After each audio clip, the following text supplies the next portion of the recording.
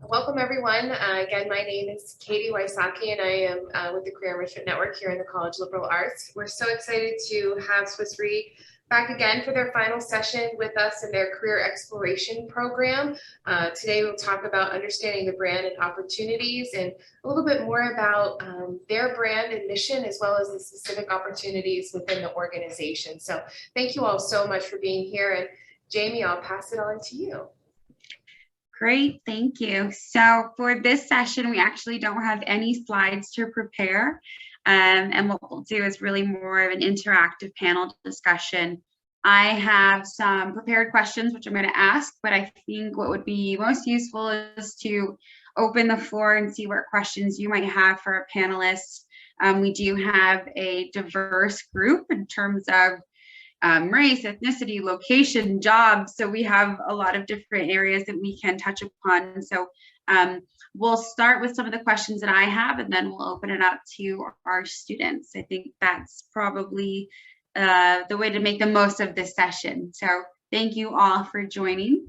And I guess I will get started with my first question, really to better understand a little bit more about your roles. Ask you something that you worked on this last year that was interesting. So Dion, I'm going to start with you, if you can share.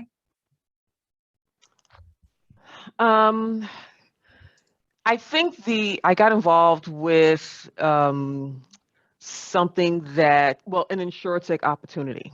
So I don't want to get into too much details, but I got involved with a client that incorporated technology into the underwriting process. And that is very forward thinking, but it's something that actually has been talked about for a while. But, you know, in the beginning, I didn't see how you can replace a physical underwriter with technology. But because at first you think it's actually jeopardizing your job. Yeah. Jeopardizing your job.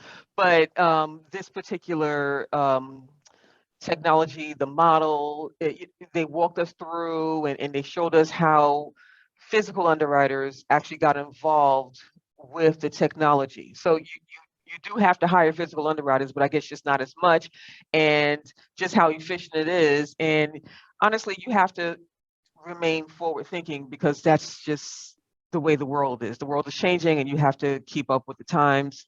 And it was interesting. It was we're learning every day, and that was something else for me to learn, this model, technology, digital Yes, world. and embracing the technology.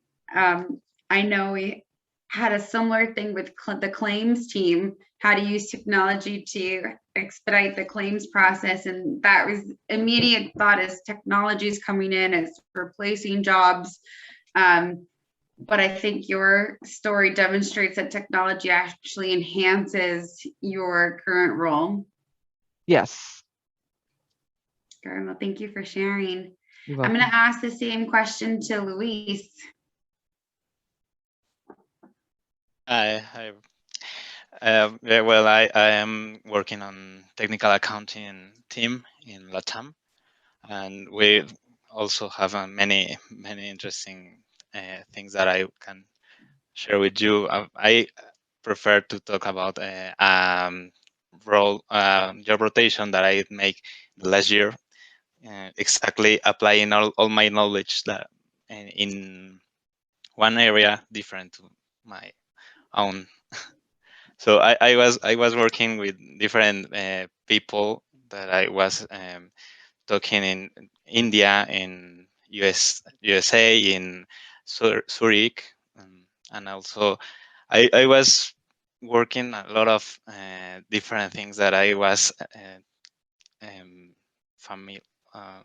Sorry, I I was working in many different things that my daily work was very different to my common activities in my role, my original role. So I think Switzerland is the best place to enjoy or discover different parts in every day that you can make different.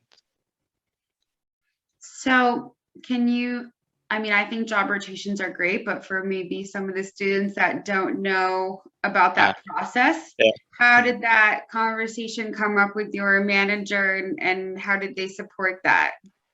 Yeah. And when I started to Swiss Re in the company, I talked with my line manager, and I talked about the activities that I would like to develop. In my case, I would like to make some macros programming and learn new languages in Python and another kind of program languages. So they try to focus my activities on this way. And the opportunity to this job rotation, was the perfect way that I would apply my knowledge and my focus area. So they get this. This was the reason that I was Yeah. joining this position. Yeah, that's great. That's kind of the benefit of this large organization, that you can shadow and do on-the-job training to help enhance you and your career development. So thank you for elaborating a little bit on that. I'm going to ask Karsten the same question. What's your role, and what is something interesting you worked on in the last year? Thanks, Jamie, and thanks everyone from Penn State for taking some time with us today.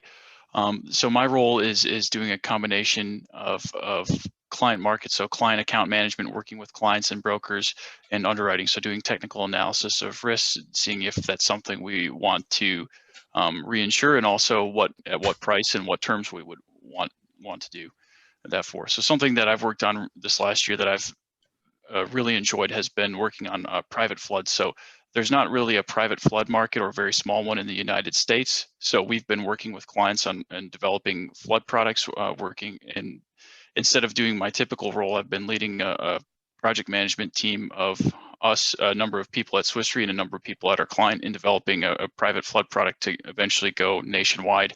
I'm excited about having the opportunity. A lot of people don't have the access to private flood, myself included. So I'm looking forward to being able to purchase that to protect my home and for others. So that's been a really neat thing to actually develop something brand new for the US to have as an insurance product. Very cool. Thank you so much. I'm going to kind of switch gears a little bit here, because one of the things that Kate and I talked about was working for a company where you embrace the mission and the brand, and how important that is to work for a company where you feel connected to the mission and brand. So I'm going to ask Heather, how do you feel your job relates to Swiss Re's mission or brand? Or if it's not so directly, how does Swiss Re's mission keep you engaged? So I started as a property underwriter. So the whole mission of, we make the world more resilient, and through our insurance products and other products that we bring to the table, really has always, I've always connected with that because of having been an underwriter, not exactly with Swiss Re, but through my past history. So I totally can relate to that whole situation. And so the way I look at it, with the work that comes into strategic ops, a lot of project type work, it's that I work on, it directly connects to making the world more resilient. Because an example would be the international, in corporate solutions, the international business build, where we built, a network of Swiss Re offices or network partners. We contracted with network partners, so you can take a global entity that has locations globally, and be able to insure them, and issue and meet their local regulatory requirements in the countries where they're needed, and handle all of the certain things that have to happen in certain countries. I was part of that project. And so again, Swiss Re's mission, making the world more resilient, I mean, that You're directly involved Yeah, in making that happen. yeah, it being a large corporate with international exposures Mhm. is a really big, challenging type of account. And so right now, the platform that they built to handle this stuff internally is now being sold to other companies. Andreas just sent an email about the use of Pulse being sold to another company who has international stuff. So Mhm. to me, it's you see it every day. Well, and that's not, using the data, the technology, and the knowledge that we know, and having it continue to build and help other communities. That's Yes. really tangible too. Yes. Right. Thank you. You're welcome. Jose, I'm going to ask you the same question. How do you feel your job relates to Swiss Re's mission or brand, or if it doesn't directly impact or relate to that, how does Swiss Re's mission keep you motivated? First of all, good afternoon, and I appreciate the invite to share my stories with you guys. Sorry I'm a little late, but I was running from another meeting. So there's twofold for me. One is what I do on a daily basis. So I do commutations where we de-risk portfolios, and that's in essence giving our clients back paying them upfront for future exposure, so they can take that money and invest it and kind of seek interest on that money in today's environment, and where they can manage it, and then hopefully get a positive gain as they move forward. So they no longer have to report to us, no longer have to administrate the claims based on our needs and our expectations. But as we're a partner upfront in order to help them grow the portfolio, then we're also a partner at the end to try to mitigate the risk and provide some additional comfort on as far as some economic relief for them. And the second fold is that I've been involved in forming a Latinx ERG, and that coincides exactly with what our mission is. And What's being an ERG for those on the phone? It's an employee resource group. So we as Heather said, we're a global company, very diverse professionals. So there's groups that are available to share your story, share your experience, and become an ally, and kind of share your experiences from a multicultural basis. And that directly coincides with our mission and what's important at the end of the day is sharing our stories, what makes us different, what brings us together, and how can we work together to create a better environment and a better working environment for our colleagues.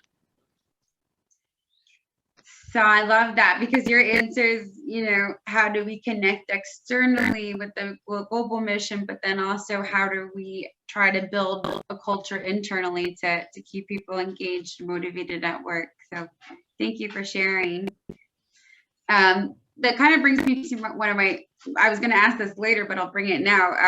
How important is the workplace culture to impacting your day-to-day job? So I'm going to ask Karsten, I'll ask you, how important is a company culture in your day-to-day job? It's imperative. It's why I joined Swiss Re, and it's why I stay. The striving to increase our inclusivity has been great, and also we have a culture of very kind and very smart people. I've gone to a number of people on this call for advice, and they're always willing to put aside what they're working on to help me out, to help me learn, to teach me, to work on items, as well as I like Swiss Re because I usually find myself as not one of the smartest people in the room, which is fantastic to learn and grow and help develop new cool products for the world.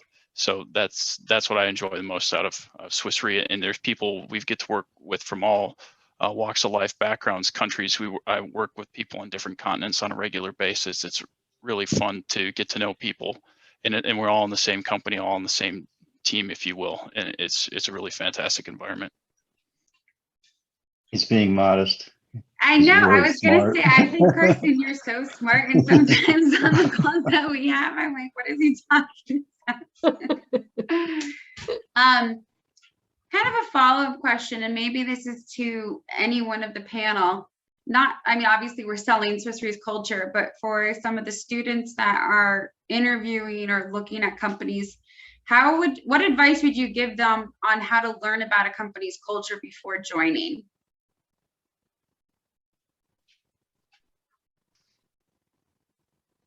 Well, I think the first thing is, I mean, it's a lot different for the Penn State students today than, you know, when I was in college. You know, you didn't have the internet at your fingertips, right? So to do the research on companies, I mean, it was hard. So having been a line manager who interviewed underwriting assistants coming into, you know, wanting jobs into Swiss Re back in my prior role, I would say, you know, do the research on the company.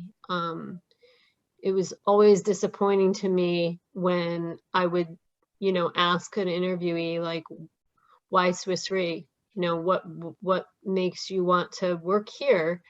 And occasionally I'd run into someone who really, they didn't really do much research. So they couldn't have, you know, at least have a couple of questions. I mean, you don't have to know everything about the company, but, you know, look at the website, do some reading about it, and have a few questions.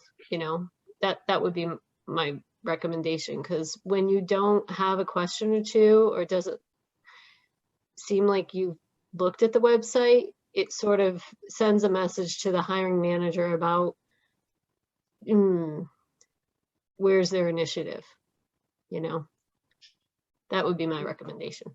I can add to that if you don't mind. Yeah. So I think it's imperative that as a recent grad, that you look at a company's financial statements, look at their leadership and who they're aligned with, and then register on LinkedIn and look at and try to connect with that leadership and understand how many stories have they posted, learn more about their cultures, what kind of stories are they posting online, who's posting them, what information is out there, how active are they in the community, how active are they in ensuring that there's growth and opportunity for you, and where is it that you can maximize your career. And you know, also just as a side note, at Swiss Re, we don't have good managers, we have good leaders. There's a distinct difference between the two. The leaders that you do have at Swiss Re are going to ensure that you manage your career well, you are provided with the proper guidance to get you to the right program that you have, because in insurance there's different departments, from finance to investment to claims to underwriting. It's a whole world in itself, but that's key. It's utilizing LinkedIn to see what kind of culture and stories and who the leaders are and who the players are. It'll really give you a leg up. Yeah, I think that's good advice, because it's one thing to say you have this culture, but going on LinkedIn, seeing the stories, seeing the engagement is really, are they walking the walk or talking the talk, as they say? And you can actually look that up on the internet, to Heather's point, where maybe a few years ago you couldn't have that tracking online. Yeah, there's a lot of information available, than back in time. Yeah, Swiss Re has a really big social media presence. So in addition to LinkedIn, I believe they have a YouTube page. And what I think is good to highlight as far as their cultural aspect is just the human side of Swiss Re. So Swiss Re encourages involvement in community service projects, and sometimes people post pictures of our community day on LinkedIn, even on Facebook, and I'm not 100% sure about the YouTube page. I believe Swiss Re has a YouTube page. As a matter of fact, they do. Page. Yes, but I'm not. I have not checked it out. But on LinkedIn, you can follow Swiss Re.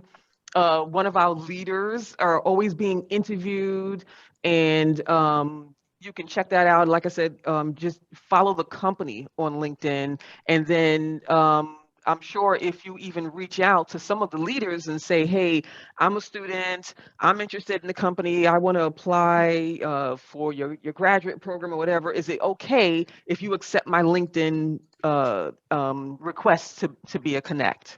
If I'm saying that right, but that's a good idea, I think. And And if I could add, Katie found our YouTube page and put it in the Cool. chat box. So maybe after this, you guys can look at some videos. yeah, and if I could add, you know, students today are in a real unique position. You're thinking about your future, you're thinking about employers, and you're probably cleaning up your own social media. But what you're really doing is you're finding out about yourself and what you like and what's important to you. And you just take that information about yourself and then go look for those characteristics in an employer. And so as you fix your social media, as you think about yourself and your future, you're pulling together what makes you comfortable, what drives you, what excites you, and then just go out and as you're researching potential employers, look for those attributes. Mhm. And I always say the culture is very important because that's where you're spending most of your time is with your Mhm. employees and your colleagues. And so it's very important to feel comfortable in that environment. And that's a good point, Dale, to kind of think about what you value and then look at what companies promote on their websites or their pages that they value and see if there's an alignment there. I totally agree with what Karsten said. I mean, a job is a job, and there are good days and bad days with the job, right? But it's the people around you that makes the difference. So, or the people that you're interacting with, whether they're on the other side of the globe or whether they're right next to you. So, Carson's 100% correct. I agree with him Absolutely. 100%. Mhm. And from my shoes, you know, Tina and I are in the legal department, but we don't spend all day worrying about the law. We spend just as much time worrying about our corporate reputation, you know, Swiss Re's reputation around the world. And whenever we raise a flag, a cautionary note, or you know, raise our hand just to express a concern, it's broad around the globe. We get full attention, and we're heard. And reputation is just number one importance for us. And you know, we can be green, we can do all these nice things, but you know, one bad event, one bad action ruins all of that. So, you know, from a global perspective, our reputation is utmost important, right next to our social good, because our social good could all be destroyed with a bad reputation. Yeah, it takes one tweet to take a company down. Right. So I want to talk about kind of working remotely, and now we see for the students, we were just talking before you joined that we're being asked to come into the office and this hybrid approach. So what advice would this panel have for students in being successful in a hybrid model? So I'll ask Luis, I'll start with you. What advice would you have for students that are, you know, transitioning in this new work model? Yeah, I would like to share with you that I was joining the full-time employment at Swiss Re 1 month before the pandemic starts. So I was in the office only for a month. So it was very difficult for me and to this adapting or this way to work from my house with having only one screen, and the laptop is a small screen. So I get a special acquisition, for example, my mouse, my screen, my second screen, to be more comfortable at the same time that I working. So I would like to say that I make more organized and more a little more responsible for my time, and trying to be in the in my space. There's only the things that I use to work. For example, I would like to have my notebook and my pen but in the Here too. desk, yeah, in the desk there is no more things, because if I have, for example, the keys, and I try to have it in my hands, and after that I start with my phone or something else.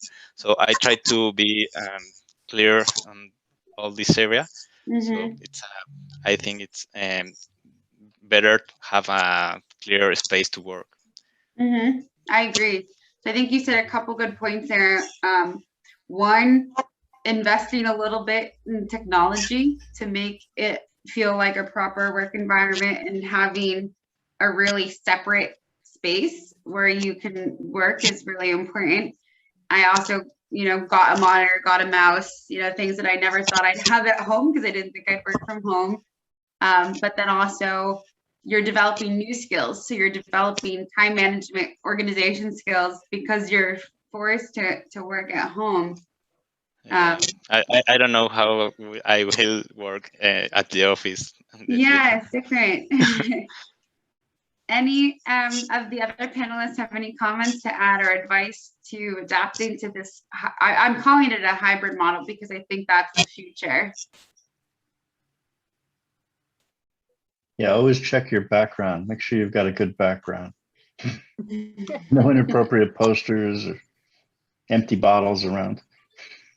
I think I would say when you're working virtually and you're new to the company, you want to probably make the time to do calls where don't just hide behind email, I guess is what I'm trying to say. So like, that's really easy to do, you know what I mean?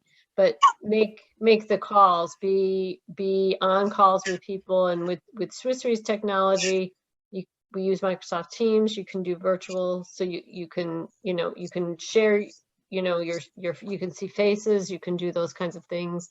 I also find well, in Swiss Re, depending upon the role that you're in, you might be working with people that aren't based in your office anyways. And so, that's where you really got to manage your calendar and, set up those check-ins. If your line manager is not sitting in your office, then you've got to set up the check-ins there with them, and just don't hide behind email, I guess is my biggest piece of advice.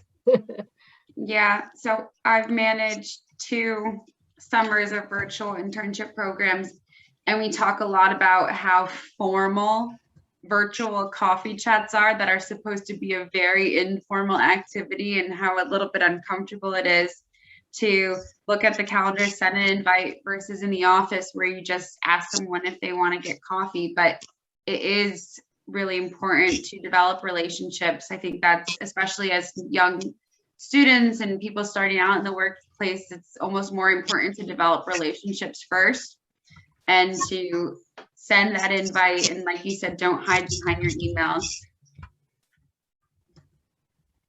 So Karsten, you're a full-time teleworker now, right? Yes, I was instated as a teleworker 5 months before the pandemic. So you had a preconceived. Very lucky. But with all seriousness, how would you say that you keep yourself present and not being in a physical office? It's definitely a challenge. I had some mentors that are on our team that are teleworkers already, so they talked about managing your time, as well as take advantage of the time that you have that you're not commuting to. If you have a pet, to go out and walk your dogs or whatever, or at lunchtime to get up and step away from the screen, walk around as you would at an office to go get coffee or grab water or talk to a colleague. If you have roommates, friends, a spouse at home, have a lunch break with them to get some human interaction, to breathe a little life into you, because it does get a little bit mundane staring at a screen all day. And then also having the courage, like Heather was talking about, to reach out to people, set up video calls. I still need to do it sometimes. I know it's been difficult in the pandemic environment for people to do, but I've never had anyone turn down an invite to catch up virtually and talk about whether it be work things or anything else you can think of. And I've been excited every time a colleague reaches out to catch up for whatever reason. It takes a little bit of initiative, but that's a big that's been a big help as well. No, that's good advice. And it is about taking initiative, getting comfortable with that. And doing what you can to enjoy your life outside of work as well as move around. And the nice thing about being from home is you can move around, eat well, do things you wouldn't normally do, having to go into the office or take the train in hour and a half each way, all of those things. So there are pros and cons. You just have to be conscious of them. So kind of building on this like work-life balance, you know, it's not just working all the time. What would you, or did any of you face some like personal challenges and, you know, the dealing with isolation or not being comfortable, you know, that lack of interacting with people? How would you provide advice for people how to kind of talk comfortably with their line managers about that, or how to deal with that? Because I know this year was very challenging for people in a number of different ways outside of just not being able to go into a physical location. So what advice would you have for someone that might be struggling with mental health or just isolation and how to have those conversations? Not necessarily that you might have dealt with that, but what advice might you have for people?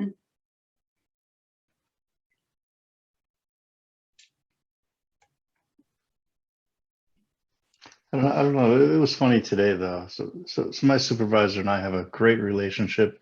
We talk all the time. We're constantly FaceTiming. Yeah, it's just like the communication has been wonderful during the pandemic. But we're both in the office today, and we talked a dozen times yesterday. So we know what's going on in each other's life.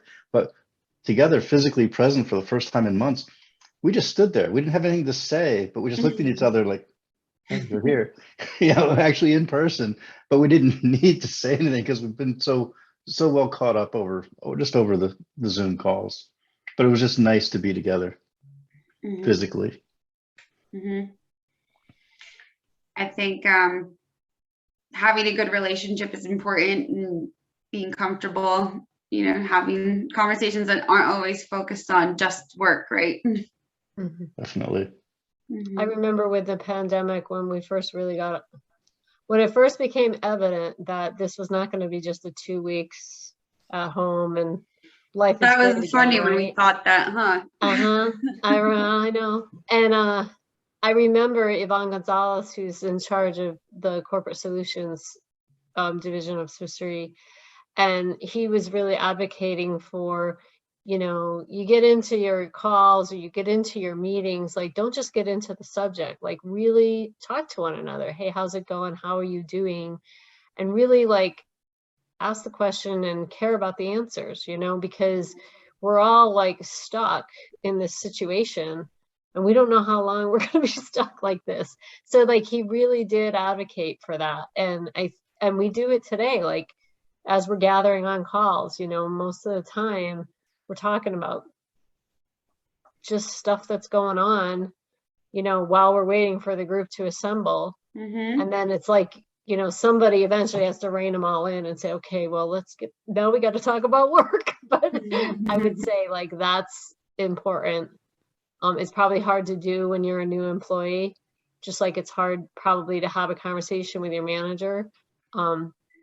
In the Swiss Re world, we do have the Pathways employee resource group, which is also about mental health. So there are people who have been through, I'm not involved with it, but there are people who have gone through training for like mental health first aiders and things like that, and their names are available. So I would say, you know, if you're a new employee at Swiss Re, you want to make sure that you know about that website. They bring in people to talk, lunch and learns and stuff like that. But like, you know, if you're uncomfortable talking to your line manager because you have a challenge that you're dealing with or that someone you care about is dealing with, then I would say look up one of the mental health first aiders, and they're trained to help you to have those conversations with you and provide you guidance on what the resources are that are available. And I feel like you know, we say mental health has always been an important topic, but it definitely was highlighted during COVID, and Swiss Re, I feel, really stepped it up to provide support for their employees. Like you said, if it's not your manager, there are resources you can go to and find articles, podcasts, trained people to talk to, because it's not always about work, right? And we want to make sure our employees are happy and healthy, and that also means your mental health. So I have one last question, then I'll open it up to our students, because this is your session. My question is for Karsten, about the internship and graduates program. So besides some of the technical on-the-job training, what would you say is maybe most attractive about our talent programs for young students? So what's most attractive about the In grad your program? opinion, right? There could be lots of things. So I joined our graduate program not too long ago, and for me it was the opportunity to get a lot of extra education, attention as far as development, and access and opportunity to different areas of Swiss Re. There's a big rotation that you get to do, so you can check out a totally different department or related department to get extra job experience. So you get to basically sample 2 different jobs, or sometimes even 3 in 18 months, as well as there's a lot of extra testing courses, etc. that it felt like college on top of, or university classes on top of the regular day-to-day, but that was a really great start to the career. And a lot of different insurance companies or other professional organizations have these types of programs, and I think they're really excellent for whatever company you join, or it may be different than the insurance industry, but they're really great to get you extra exposure within the company, extra knowledge, and they help skyrocket your career a lot sooner. Yeah, I think that's a good plug. But when you're looking at full-time jobs or entry-level positions, you know, seeing, is there development opportunity? Is there career paths? Is this company going to support my growth? So having our company, we have a very developed program where we can actually speak to some of those points. And Karsten, how long have you been at Swiss Re now? 7 years. Wow, that flies. 7 years, and he's been promoted and has different positions after the program. So I want to open it up to our students and see if you have any questions for a specific speaker or a general question to any of their panelists.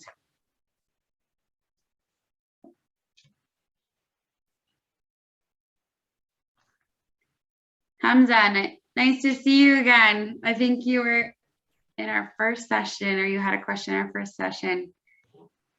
Yeah, hi everyone, thanks Jamie. So my question was, actually, I asked this question to Katie before because I had a meeting with her, but she said it's a good question to throw on the next session, and I didn't attend the second session because I had a conflict with a midterm exam. Well, my question is, I was just wondering how is the rotation process works within Swiss Re, because I'm actually interested in getting exposed to as many experiences as I can if I got into Swiss Re within the internship program.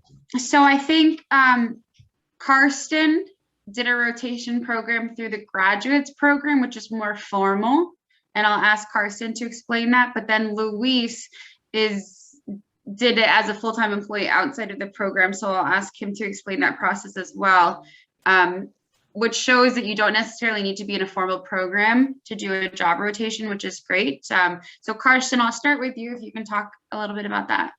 Sure. With the graduate program, thanks for the question, Hamza. And with the graduate program, it's an 18-month program, and we're designated that you're supposed to take a 16 weeks, so basically a 4-month rotation. And it's kind of up to you and up to your manager on the team. So for me, I was in property underwriting, and I wanted to get some different experiences. And I lived in New York City at the time and worked in Armonk, and there's an opportunity to work with our facultative team doing underwriting in New York City. So I wanted to go there and get that opportunity. People have done rotations with COVID and cost environment, it's a little less common, but maybe in different cities, exploring different areas. If you wanted to say, do something in property and casualty or go check out something in life and health to see which side, because it's usually kind of split there career-wise, which one makes more sense. But it's very defined with the graduate program, and you get to kind of, if there's certain areas you're interested in, you get to opportunities to discuss and possibly do a rotation there. And then Luis, if you could describe, I know you kind of talked about the objectives of the rotation, but really how did the logistics of the rotation take place? At the beginning, or the rotation was my first big project here in the company. I didn't looking for it. So my line manager offers to me this opportunity, and the starting plan was I was travel to Zurich during 3 weeks. So it was very interesting for me. My first month at the company, and I have the opportunity to travel to another continent and meet many different activities that I didn't know. So I think the rotation, the experience for this rotations when you are a full-time employee is the opportunity to learn different techniques in other areas to apply in your work and in your daily work. So the opportunity, I was in a 6-month rotation, so the half time of my days I was working with people in actuarial management in Zurich and in EMEA. So I was working from 9 a.m. to through 2 or 3 o'clock, and so more or less. And after that, I returned to my original job and continue working on it not means that the work is bigger, so only you reduce your work in your original area and complement with the other activities. Thank you. And I also did a job rotation where I talked to my manager and said, you know, this is a skill that I'm lacking. And I think if I develop this skill, it would make me a better team player. And so for 2 days a week for what it was, I think 2 months, I worked with a recruiter and helped them. So it looks different, right? Every rotation looks different, but I think what is all similar is manager support, and there's some development opportunity that's obvious to you and your team that you can sell a little bit. And sometimes there's on the Swiss Re site, there's internal site. They actually, if they're looking for people who want. That's right. The talent broker. They actually have like almost like when you have a new job kind of posting thing, they do rotation postings. Yes, and thank we did on the project, on the international business project I mentioned, we did post out for someone to do a rotation with us, you know, about 50% of the time.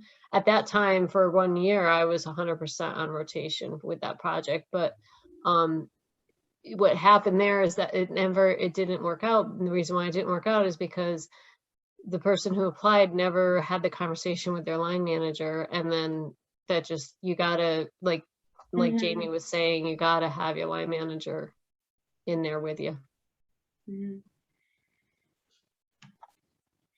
Great question. And I think that's also a benefit to a global company, is having all of those opportunities internally and to get that exposure and those skill sets. Richard. Yeah, hi. Sorry I couldn't make it to any of the other sessions. It's just been really stressful around here. So, but at least I'm glad I can make it to the last one. I know, midterms, everything, right, and getting ready for the holidays. Exactly. So this question could just be for anyone, but what is something that you've learned at Swiss Re that you don't think you could have learned anywhere else? Good question. I have some answers, but I'll wait for the panel to answer first.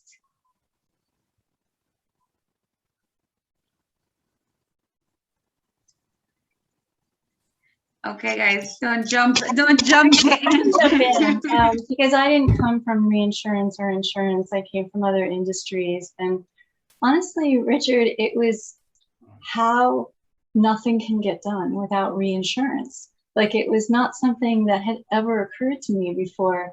Dale mentioned building Beaver Stadium, rebuilding after a tsunami, the World Trade Center, like rebuilding that, like that there is reinsurance that is sort of invisible to the ordinary consumer, because it's really not a consumer, we reinsure insurance companies.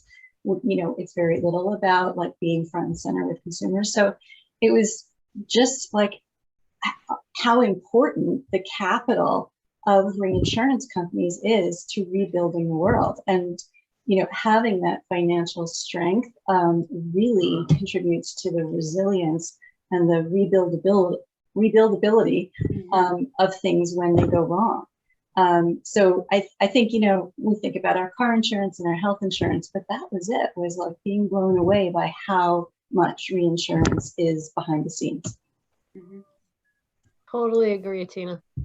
I go to family events and some kind of group event, class reunion or whatever, they ask you what you do and you say, oh, I work in insurance, and you get that glazed over look because they had a bad car accident experience or whatever. So then I take like 5 minutes if I have it, and I sort of give them the World Trade Center story, because I was in the property team when that went down and we were part of GE then. And there's a big story behind that. And when I give them that story, they go, oh my gosh, I never even thought about that. So I completely agree. I spent a couple of years at the Trade Center doing the first party property for the asbestos pollution. And then all that went away in an instant. But like Tina said, in this industry, you're scanning the news in the morning, or you get an alert on your phone of a news event. And in my spot, well, that's my next assignment now. I go to work and we're involved in everything that you see in the news. We're going to be involved in one way or another. There's some element of the risk, some bundle or stick of the risk. If you consider risk as a bunch of little sticks bound together, there's something that we have a piece of in every event that happens around the world. It really is amazing.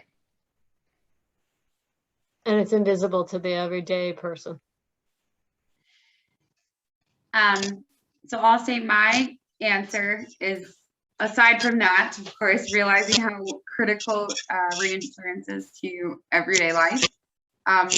For me, and this is probably similar of other global companies, but versus working at a smaller company or more local company, for me, it was really learning about different cultures. I grew up in Connecticut. I went to college in Connecticut.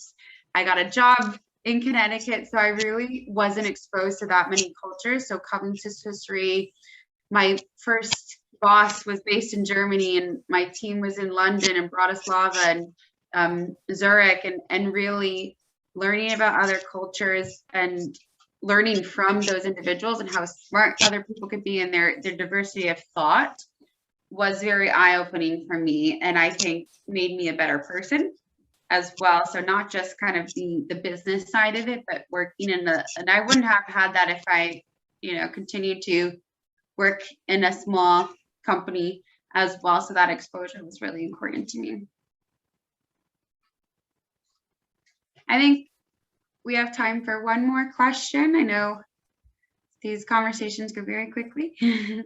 Amy, I'm going to sneak in and ask if you could give us some action steps for the students on the line and those that will watch the recording for next steps of applying for the internship or full-time opportunities.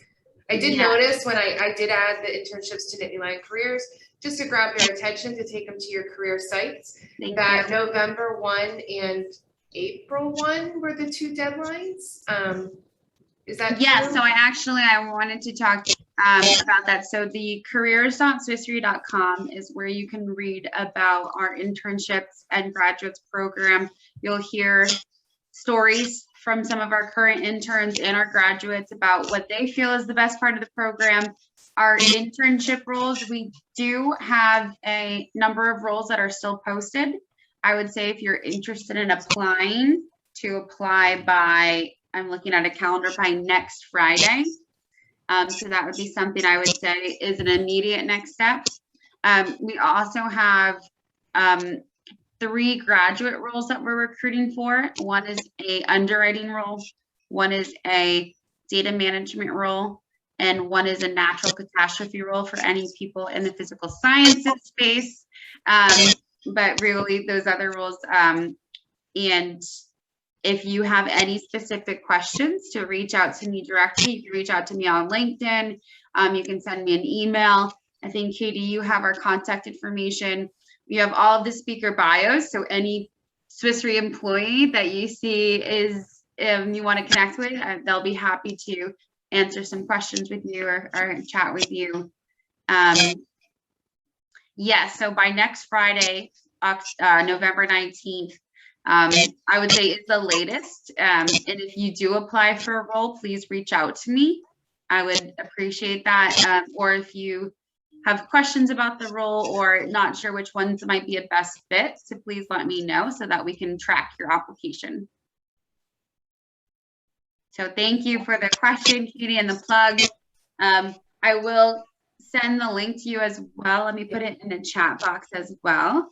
But again, even if you go in the chat, the career site, reading the testimonials from people that went through the different programs and understanding a little bit more, hopefully reinforces a lot of what our panelists have spoken about. Because I think what Swiss Re is really great about is we are transparent. We are who we are, and the stories that we say we believe in, and we live them, and that's great about the organization.